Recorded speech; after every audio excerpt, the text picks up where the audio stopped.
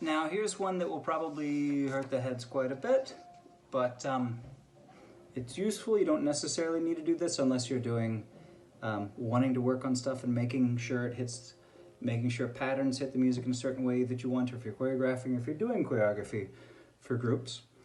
And that is counting the actual music in eights. So 1, 2, 3, 4, 5, 6, 7, 8, 2, 2, 3, 4, 5, 6, 7, 8. So if I had a song going somewhat faster, start here. 5, 6, so 1, 2, 3, 5, 6, 7, 8, 1, 2, 3, 4, 5, 6, 7, 8, 1, 2, 3. So if you're wanting to make sure that you always land up in the same place, then it's useful to be able to keep track of where you are in this. It takes 3/8 of music in order for, if you're doing just N 1, 2, 3, and 1, 2, 3, that means no hits or 4-count turns or diva walks or 5-count spins or extended longer things, but just doing straight up 3-count stuff. It takes 3/8 for it to come back to where the break happens on 1. And so it is and 1, 2, 3, and 4, 5, 6, and 7, 8, 1, and 2, 3, 4, and 5, 6, 7, and 8, 1, 2, and 3, 4, 5, and 6, 7, 8, and 1. So that's a good thing to practice and listen to music. It opens you up a little bit.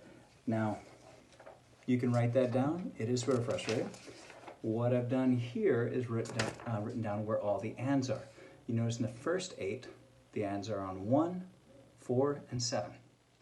In the second 8, they are on 2, 5, and 8. On the third 8, they are on 3, 6, and then it goes down to 1. So I found it useful to just keep track. So start with 1, say, and 1, and 4, and 7. The next ones are in 2, and 5, and 8. The next ones are and 3, and 6, and 1, and this is where it starts to hurt. If you start next and 4, and 7, and 2, then and 5, and 8, and 3, then and 6, and 1, and 4, then and 7, and 2, and 5, then and 8, and 3, and 6, which takes you back to and 1. So I'm going to put down a video with this so that you can just write that down. But it'll help when you have the music. Let's say if I do that same song. Let's take it from the beginning.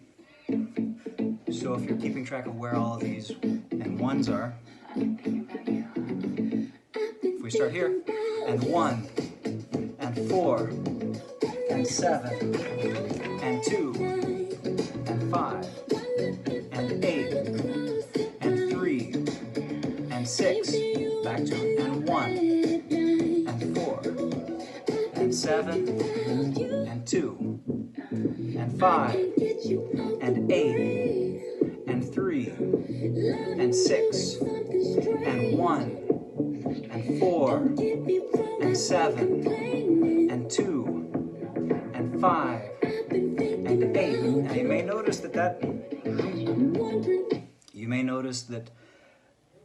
very much sounded like an exercise. What I was saying didn't line up didn't seem to go with the song. And that's sort of the issue. I think that hustle works wonderfully on the body. It's the most efficient way to switch sides back and forth continuously. You can do it in 2 beats, like salsa copas have it. You can do that, but there's not as much you can do with it. You can do it with 4 beats, and it's cool, and you can do great things, but hustle is just how quickly can you switch sides and go jump back in. But in itself, it doesn't line up with the meter.